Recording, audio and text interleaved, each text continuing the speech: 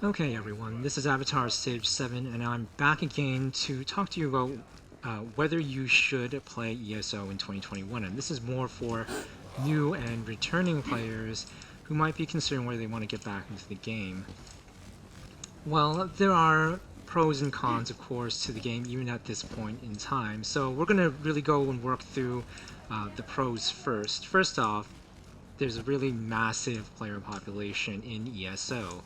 So as you can see, there's lots of players even now here in Vardenfell, and if you look across the entire game at any one time, there are always players online doing something. Dungeon running, foraging, hunting, mining, you name it, all the whole shebang of things that you can do. And literally, it's like literally 9 million players concurrently on MMO population, but according to ZeniMax Studios itself, during their Blackwood presentation, they literally said that they've had a total of 17 million players who have played ESO at some point or another. So whether that's concurrent or not, I myself am unsure. So that's a good thing, because that means there's a large population that's stable and continuously growing, and according to the numbers that Bethesda or ZeniMax have been talking about anyways, and that's a good thing because that means your dungeons are always going to be full. There's always people that you can play with. Your guilds will have people. I mean, there are obviously going to be times when there's going to be lulls and things like that at the same time. However, this game never seems to die. In fact, it seems like it's only going to get bigger and to keep growing. As far as the numbers and my own personal experience has been so far with Elder Scrolls Online. Another real strong point is the decent storytelling. I mean, it's not the greatest. It's not the greatest storytelling in among all the MMOs that I've ever played. For example, Final Fantasy 14 or Final Fantasy Online, anyways, has some of the best stories there are, but not very good at the very start. But you know, generally, it's well known for its storytelling, and I mean, obviously, ESO has stories, it has quests, and they're good, and they're all well voice acted and, well, fully voice acted, not always the best voice acting in the world. However, they have that, and literally everything has that. The DLC quests have that, the zones have side quests galore. Literally, you can always find something to do in Elder Scrolls Online in terms of the questing and in terms of the story. For the zones, for the main quest, and for all upcoming content that's coming out.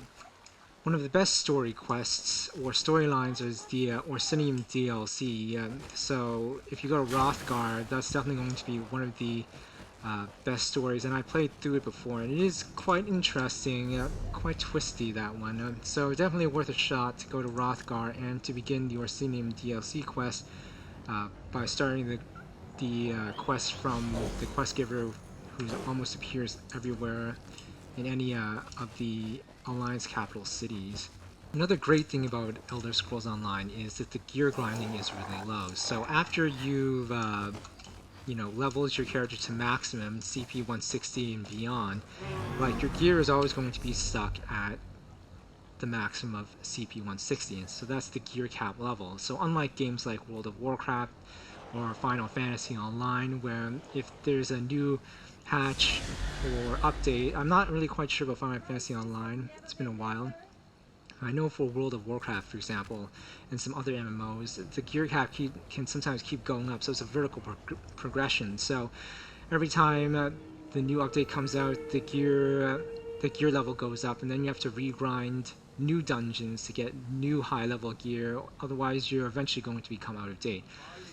Elder Scrolls Online, on the other hand, is similar to Guild Wars 2 in that the gear is capped out at a maximum level, and after that, it's horizontal. So all you do is you can acquire more sets, more different sets with different abilities, rather than having to grind the same kinds of sets with the same stats but higher and higher level.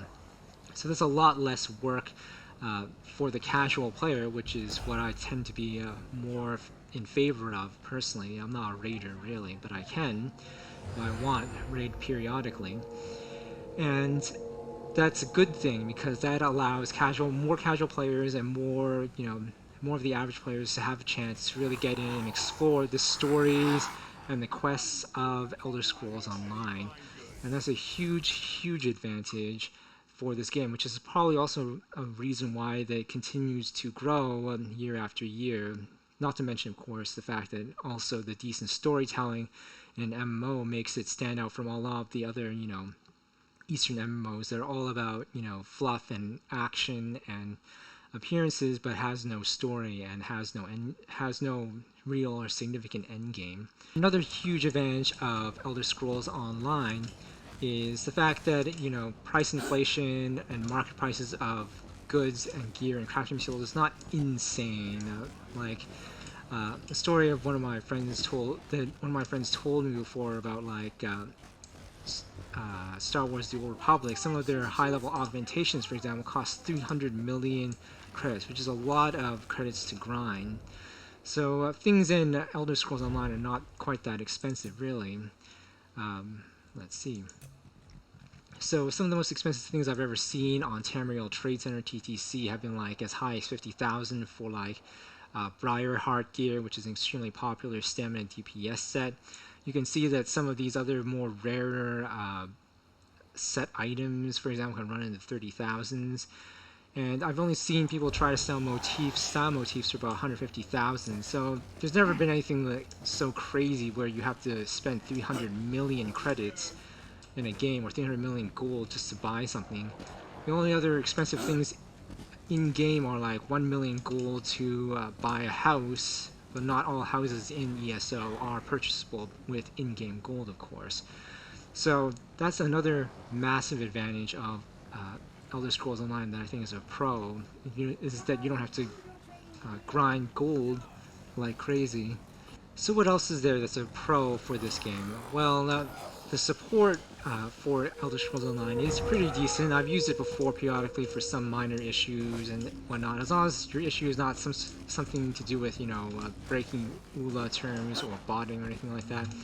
I mean, Elder Scrolls Online's customer service support and tech support is usually pretty decent if the issue is mostly serious enough that they get back to you soon. Unless, of course, you're reporting bug crashes, in which case they seem to just assign that to their team to work on long term, so you don't really get an immediate response for that sort of thing. But otherwise, compared to some games that have more horror stories related to customer service and support, Star Trek Online is notorious. Square Enix's customer support behind Final Fantasy can be kind of bad if you're unlucky. So compared to that, I think ESO is pretty much reasonably acceptable, or at least decently acceptable.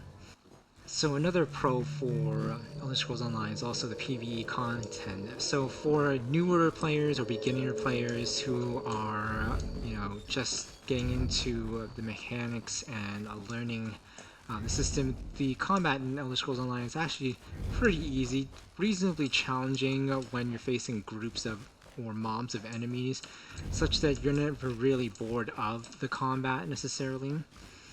The only time it becomes somewhat more stale or at least dull is if you're an extremely high champion point character like myself, who is I don't know, 1000 CP or something like that, and you'll find that most of these regular mobs out in the world are extremely easy to kill, and they're usually not much of a challenge, especially if you have good AoE skills. Even public dungeons are not very challenging, or normal dungeons by that point.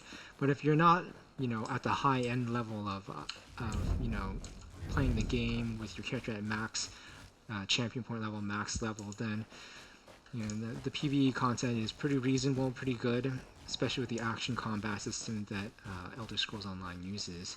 PvP content is also another aspect that Elder Scrolls Online is actually pretty good at when the servers aren't lagging and when there's no problems with Cyrodiil necessarily. And it's fascinating because you can have actually large groups of 50, even possibly 100 people at once fighting it out, and the destruction and chaos involved is pretty amazing at those times. Of course, a lot of it is also zerging, so maybe you might not be into that, but the PvP content generally is quite entertaining, especially if you're doing things like battlegrounds, where it's like four versus four, player versus player setups like that, death ball, chaos ball, death match, things like that. Probably one of the biggest pros for the Elder Scrolls Online is the regular content updates, and especially since they've been bought by Microsoft now, they're probably going to have more resources to throw in to further develop the content, because Elder Scrolls Online is literally their biggest moneymaker for ZeniMax Studios, and in that case, they're going to keep throwing regular content as they've been doing since 2019 for the Elsewhere chapter, where they did the Year of the Dragon. Now it's like literally Gates of Oblivion, the Year of Oblivion, really. And they're going to have regular dungeons that they're going to release, the new zone, new sets, new items. There won't be new classes necessarily, but there will be, like I said, the new dungeons and new NPCs and new stories, and of course they're also coming out with a new companion system, so they're always incrementally improving the game over time, which is a good thing, and that's what you want to see, because unlike other game MMOs that don't have regular content updates and have content droughts, like Guild Wars 2 for example, some of the other ones like Mabinogi and other RPGs and anime RPGs and MMOs like that, that's a sign that their player populations are usually dying, that they don't have enough financial support or financial strength to hold on for the game itself. So obviously, seeing that there's regular content updates and new material and new systems and new upgrades and new changes to systems is a good thing, and that's probably one of the strongest points of Elder Scrolls Online. So what are some of the cons of the Elder Scrolls Online? Well, probably the most biggest gripe a lot of people have is the action combat system, which I mentioned before. It is an action combat system, so it does exist and it's real time, so you're not tab targeting. Where you point and where you shoot is where you're going to hit, essentially. However, the main problem is it's not flashy, it's not exactly the most fluid or robust combat system, action combat system you've ever used. Like, if you've ever played games like Warframe or let's say Neo or other kinds of RPGs and games that have more interesting systems, or even Devil May Cry is an example too, but those aren't MMOs. Terra, Soul Worker, which is no longer online anymore, Black Desert, Blade and Soul, those have, and Phantasy Star Online too, those have excellent combat systems which give you huge abilities to, traverse the terrain, vertical combat, combos.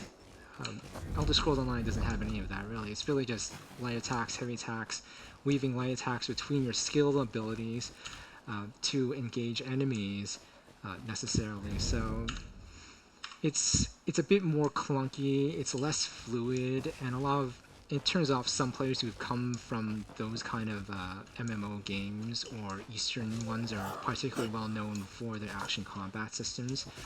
So if that's the sort of thing you're not into, if you're not into a system like Elder Scrolls Online's action combat system, then this game probably isn't going to work for you necessarily.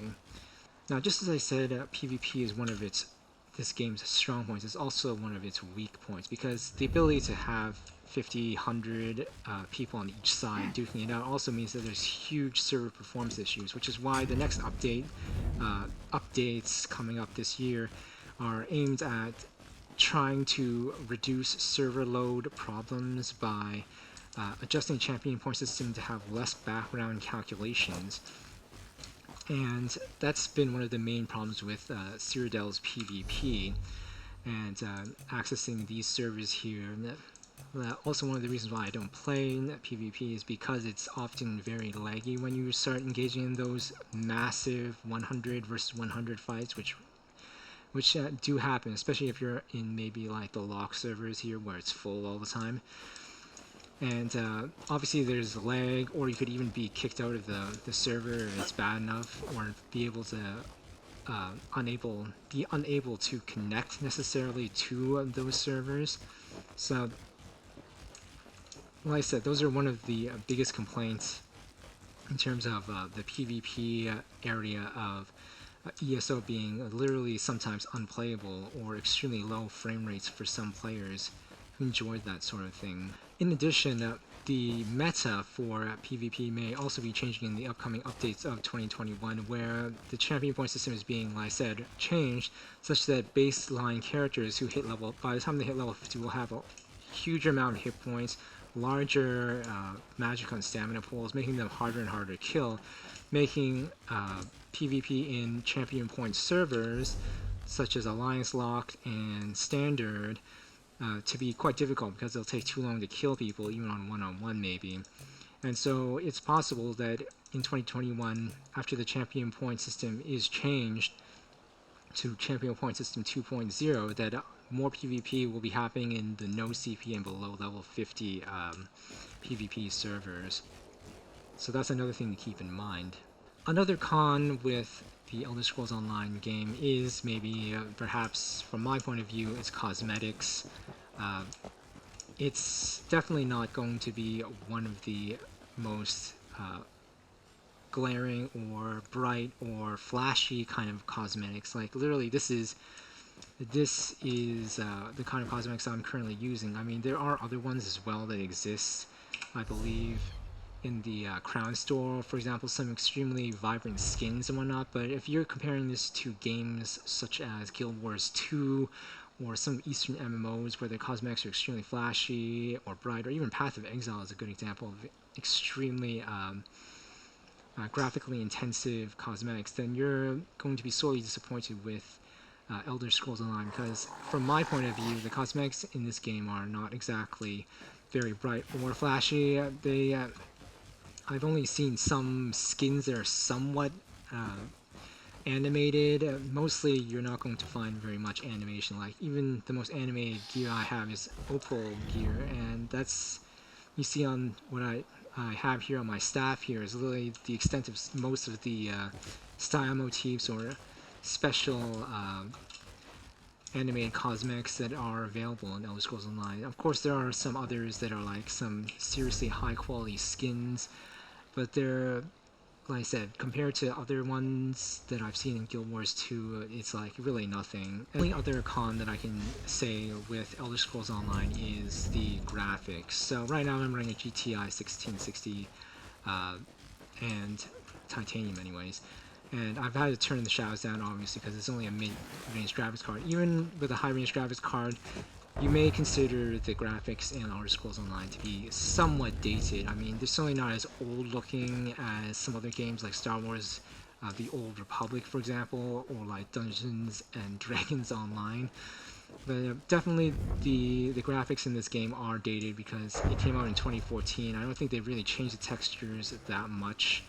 Regardless of the fact that they're currently using DirectX 11 here, according to my FPS counter system or Riva tuner. So if that's not your thing, then this game probably isn't for you either, because it's not going to have the really fancy graphics of Black Desert Online, for example.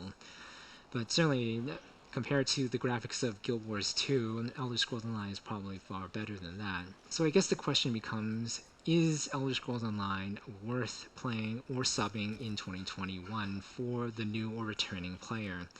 And lots of other content creators have had their own various opinions about it, discussed similar things that what I've said before, and this is also based on my own personal experience. I come back to this game time and time again because of the regular content updates, because there's always some new thing to do, some new dungeon to explore. Hell, I haven't even finished, personally, Elsewhere, Murkmire, Western Skyrim storyline, for example, in Greymore DLC. I haven't even finished that one. But I finished most of the others before that. Let's see, what else? Murkmire.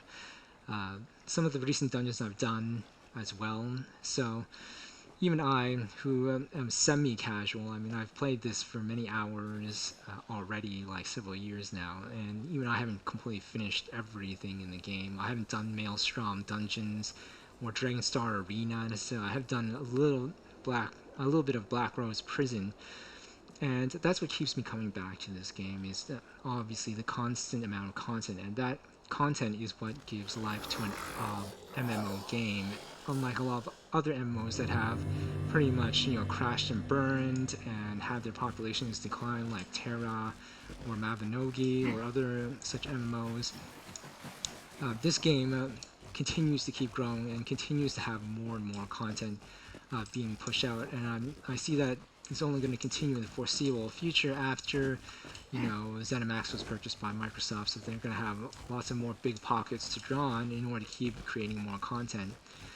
And compared to games like EVE Online, which is an example of what happens when you don't have the financial resources to keep pushing out new content and seem like you're more on life support, this game is definitely more vibrant and more thriving. I always seem to see more new players appearing every time I log in, literally. So is this worth it for you? Yes, if you like having story quests, you like decent storytelling, voice acting, you like having content regularly pushed out and newly available on a regular basis. Yes, if you, uh, you know, like the PvP as it stands right now. And no is only going to apply if, you don't like you like PvP, but you don't like servers that are slow or may have problems functioning at times. I mean, not everyone's going to have those issues of PvP server disconnects or lagging. I mean, sometimes I've had it, sometimes I haven't.